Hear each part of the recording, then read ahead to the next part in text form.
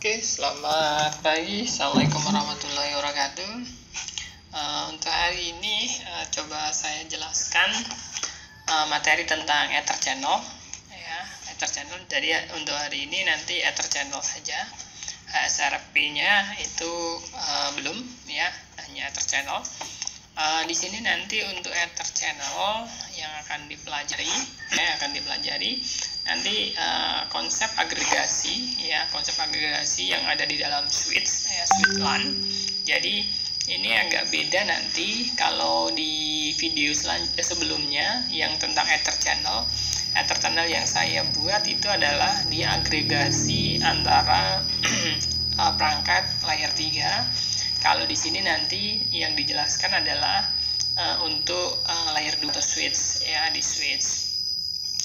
Di sini nanti yang dipelajari menjelaskan tentang link agregasi, ya, agregasi interface LAN di switch manageable, ya. Kemudian nanti menjelaskan tentang teknologi yang ada di Ether Channel. Jadi kalau di Cisco nanti kita bisa menerapkan Ether Channel atau agregasi itu dengan dua protokol propertinya di Cisco. Jadi hanya bisa diterapkan antar Cisco, kemudian bisa dengan protokol yang dia open proprietary yang nanti bisa dikombinasikan dengan perangkat yang lain seperti itu. Oke, kemudian secara nanti juga akan dijelaskan konfigurasi dari agregasi, ya, agregasi. Lah di sini nanti untuk implementasinya itu nanti ada agregasinya adalah antara switch, ya, antara switch layer 2, ya, karena antara kalau di switch layer 3 itu nanti seperti yang di video sebelumnya, ya. Nah, biasanya ini kenapa harus dilakukan agregasi? Karena posisinya adalah dia membutuhkan traffic yang cukup tinggi antara dua switch misalkan, ya. Kemudian nanti konfigurasi dari agregasi itu sendiri, kemudian nanti troubleshoot tentang agregasi dalam implementasi seperti itu. Oke, untuk link agregasi kemudian seperti ini. Untuk pengantar tentang link aggregation, ya, atau link agregasi, ya. Jadi untuk agregasi atau Ether Channel itu banyak istilah. Kalau ada yang namanya interface bonding, Ethernet bonding, ataukah Ether Channel, ataukah link aggregation, ataukah link agregasi, ataukah Ethernet agregat, ya, macam-macam. Secara inti adalah sama, ya. Di sini maksudnya adalah dengan adanya kita menggunakan link agregasi adalah kita dapat menggabungkan, ya, kita bisa mengcombine atau kita bisa menggabungkan physical link yang kita punya antara antara dua perangkat, entah nanti perangkatnya adalah router to router, ataukah router to switch, ataukah switch to router, ataukah switch to switch, itu bisa. Jadi intinya adalah kenapa ini harus digabung. Jadi misalkan dari ini, ya, dari perangkat satu ke perangkat, dari router satu ke switch itu ada dua Ethernet yang kita sambungkan, kemudian dua Ethernet itu kita combine, kita gabungkan, ya, kita gabungkan. Kenapa ini harus digabungkan? Karena kita butuh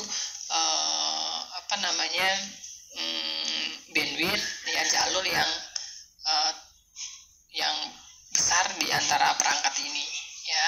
Nah, kemudian nanti dalam implementasi di dalam materi ini itu adalah antara switch to switch, ya. Kita coba meningkatkan traffic atau bandwidth antara switch, ya, switch layer 2. Nanti kita agregasi seperti itu.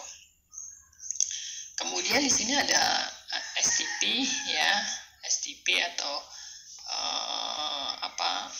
spinning tree protocol yang nanti fungsinya adalah dia akan blocking looping data, ya. Jadi ada looping data tadi, jadi ada STP, ya. Kemudian di sini keuntungan dengan kita menggunakan agregasi atau kita menerapkan entah itu Ether Channel, entah itu aggregation Ethernet atau Ethernet aggregation, ataukah interface bonding, Ethernet bonding, itu keuntungannya apa? Di sini ada beberapa keuntungan ya. Jadi di sini nanti kita bisa konfigurasi ya, konfigurasi Ether channel ini atau agregasi itu di setiap interface yang ada secara spesifik ya. Jadi nanti kita bisa terapkan di setiap interface. Kemudian Ether channel ini itu nanti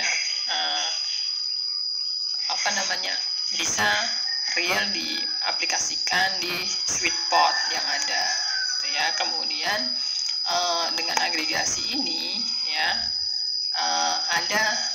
adanya penyeimbangan atau adanya load balance ya, load balance antara interface yang dilakukan agregasi ya. Jadi di sini misalkan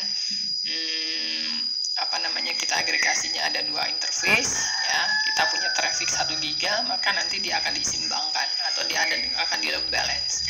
Di sini jalan 500 misalkan seperti itu. Kemudian dengan adanya agregasi ini, nanti interface agregasi itu nanti akan dipandang atau akan dilihat sebagai interface link secara logikal ya. Secara logikal memang secara logis dia ada interface terpisah seperti itu. Jadi nanti ketika kita agregasi di layer 3, nanti di setiap interface agregasi itu bisa kita beri IP address ya, IP address tertentu di setiap link agregasinya ya. Kemudian dengan adanya Ether channel atau agregasi ini tadi ya, adanya redundan ya, ada redundan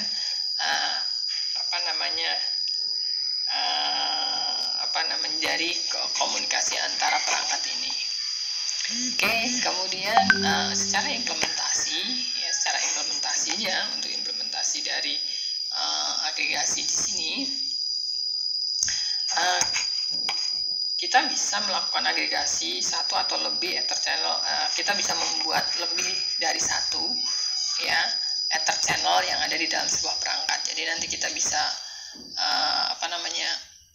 bisa membuat multi group ya. Jadi nanti kita bisa grupnya itu nanti dibedakan dengan nama 1, 2, 3 dan seterusnya. Oke, kemudian kita tidak bisa melakukan mix ya. Kita tidak bisa melakukan mix antara fast Ethernet dan gigabit Ethernet. Maksudnya adalah kita tidak bisa mencampur antara gigabit dan fast Ethernet itu dicampur jadi satu. Jadi kalau fast Ethernet dengan fast Ethernet, gigabit dengan gigabit untuk grupnya. Jadi kita tidak bisa membuat grup beda kecepatan seperti itu. Oke, kemudian untuk dengan adanya agregasi di sini menyediakan bandwidth penuh sampai ke 800 Mbps untuk fast Ethernet ya. Fast Ethernet berarti 8 Ethernet ya, 8 Ethernet. Kita maksimal berarti 8 Ethernet ya. Kemudian untuk 1 giga itu adalah, untuk yang gigabit itu adalah 8 giga ya, 8 Ethernet. Kemudian untuk di switch IOS supportnya adalah di 6 Ether channel. Jadi nanti di switch IOS itu hanya bisa kita membuat 6 Ether channel ya. Kita buat 6 grup lah istilahnya seperti itu. Kemudian ini bisa dibuat antara switch maupun server, ataukah dengan switch server dan antara perangkat yang berbeda. Kemudian kita juga bisa mengkonfigurasi trunk di Ether channel kita. Jadi nanti ketika ternyata kita melakukan konfigurasi di layer 2 di switch ya, ternyata di sana ada penerapan VLAN, maka kita bisa konfigurasi link agregasi kita itu sebagai VLAN trunk ya, VLAN trunk. Kemudian setiap Ether channel ya, dia dipandang sebagai interface logis ya. Jadi dipandang sebagai physical interface lah ya.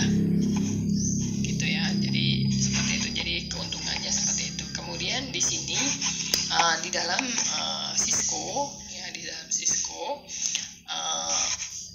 untuk agregasi, protokol agregasi itu nanti kita bisa menggunakan PAGP ya, Ether channel dengan format PAGP, ataupun nanti kita bisa pakai dengan LACP ya. PAGP di sini adalah Cisco Proprietary Protocol. Jadi kalau Anda menerapkan PAGP berarti nanti Anda harus perangkat Cisco to Cisco, tidak bisa dengan perangkat yang lain ya. Kalau Anda di Cisco nanti Anda konfigurasi dengan LACP protokol ya, berarti nanti lawannya itu bisa perangkat yang lain selain Cisco ya. Di sini kalau di PAGP nanti ada 3 mode ya, mode dari aggregation modenya.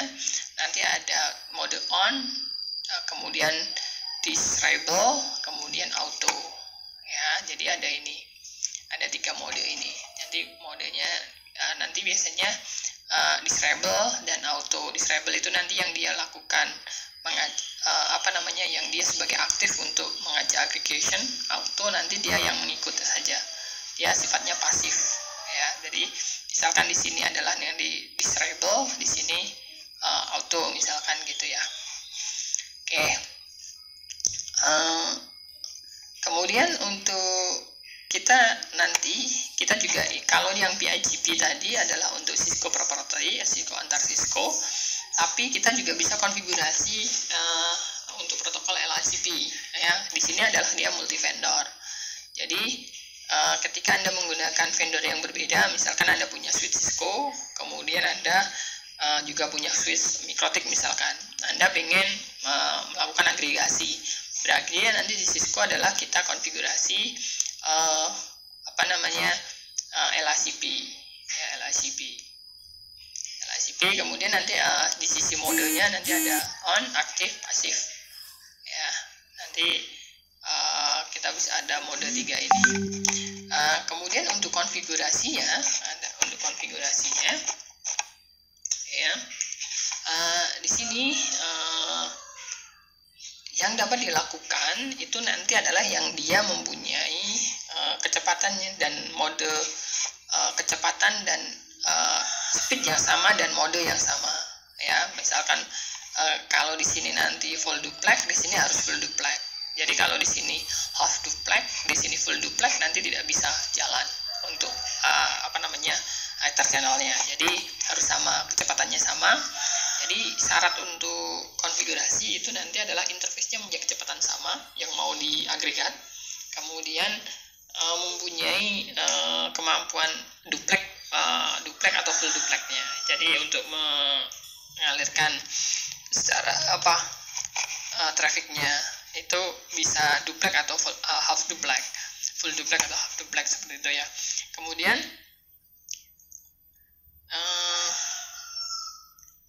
Kemudian nanti ketika ini sudah dibundle, misalkan ini dibundle satu gitu ya, dibundle, maka nanti kita bisa menerapkan dia itu satu bundle itu sebagai trunk port ataupun nanti sebagai mode akses gitu ya. Jadi satu bundle ini satu mode.